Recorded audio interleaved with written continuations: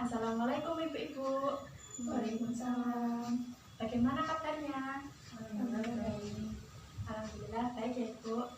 Sebelumnya saya mengucapkan terima kasih kepada Ibu-Ibu sekalian karena telah memberikan kesempatan untuk saya mengadakan penyuluhan di dusun Ibu-Ibu sekalian.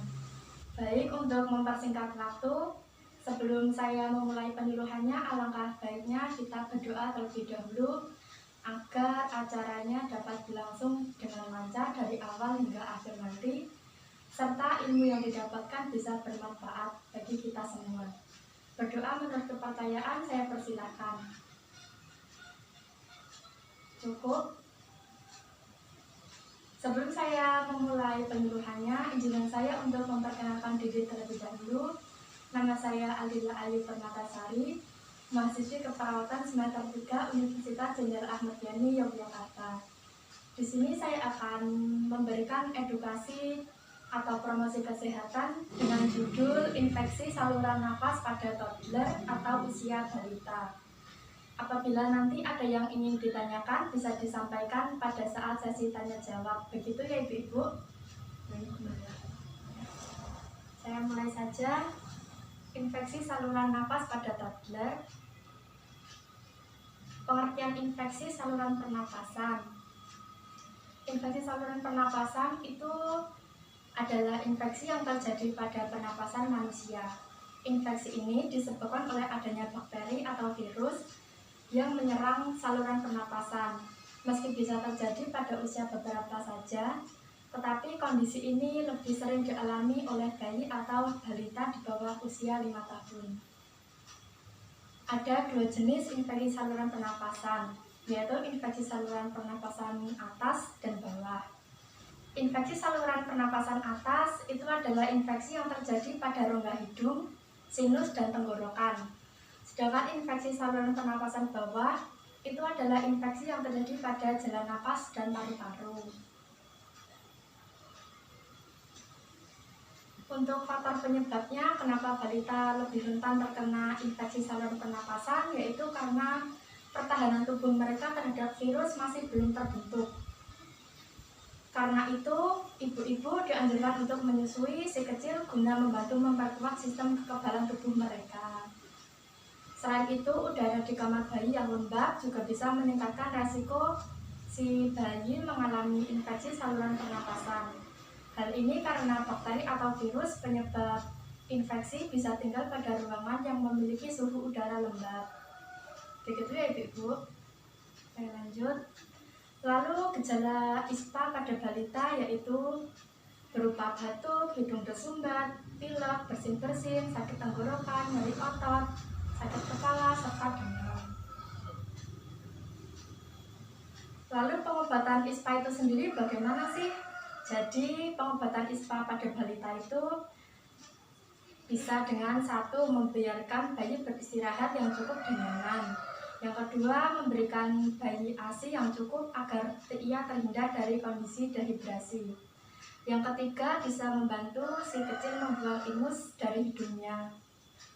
Karena si kecil masih bayi, ibu bisa menggunakan alat untuk menghisap ingusnya. Namun sebaliknya, ibu berhati-hati jika alat ini tidak mencederai hidung anak. Yang keempat, menjaga kelembapan udara di rumah agar bayi bisa dengan mudah bernafas.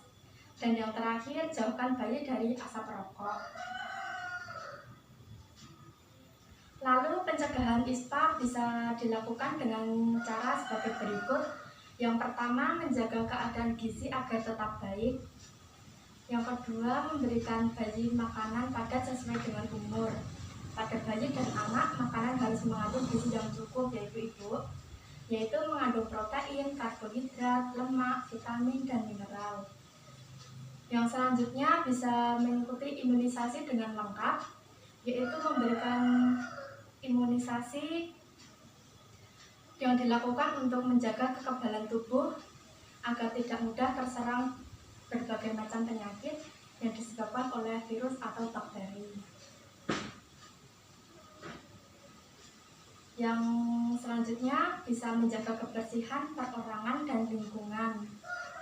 Bisa dengan menjaga tubuh anak agar tetap bersih, lingkungan hidup agar tetap bersih, aliran udaranya harus cukup dengan baik, asap tidak boleh berkumpul dalam ruangan, dan orang dewasa tidak boleh merokok di dekat anak untuk mengantisipasi hal-hal yang tidak diinginkan.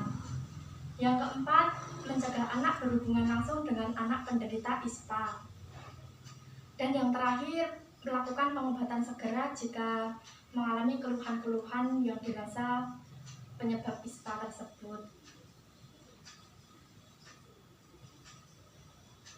Nah, sekian penyuluhan yang dapat saya sampaikan. Silahkan jika ada yang ingin ditanyakan, Ibu-ibu.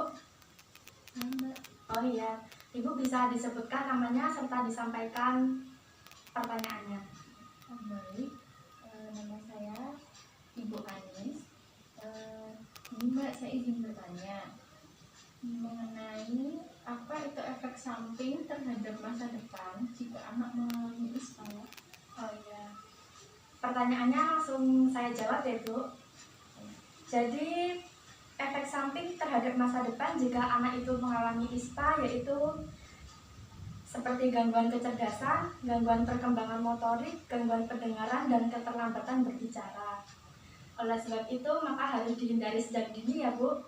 Apakah jawaban saya membantu? Iya Mbak, sangat membantu. Terima kasih Mbak. Iya, sama-sama. Selanjutnya, apakah ada yang ingin ditanyakan lagi? Saya Mbak.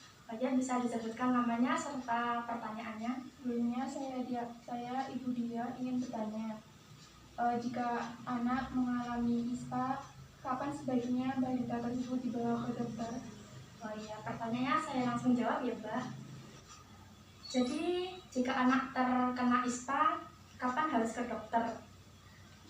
Jika sampai 3 hari demamnya belum turun, bisa membawa bayi ke dokter. Dan bila dokter mendiagnosa anak menderita pneumonia, ia akan dirawat di rumah sakit dan diberi antibiotik serta penanganan yang intensif. Begitu Bu Dia. Ya, terima kasih. Baik, pertanyaannya sudah terjawab semua ya Ibu-ibu.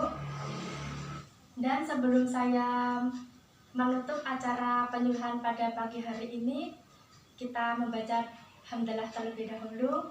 Alhamdulillahirrahmanirrahim. Dan saya selaku pemateri meminta maaf kepada ibu-ibu sekalian jika ada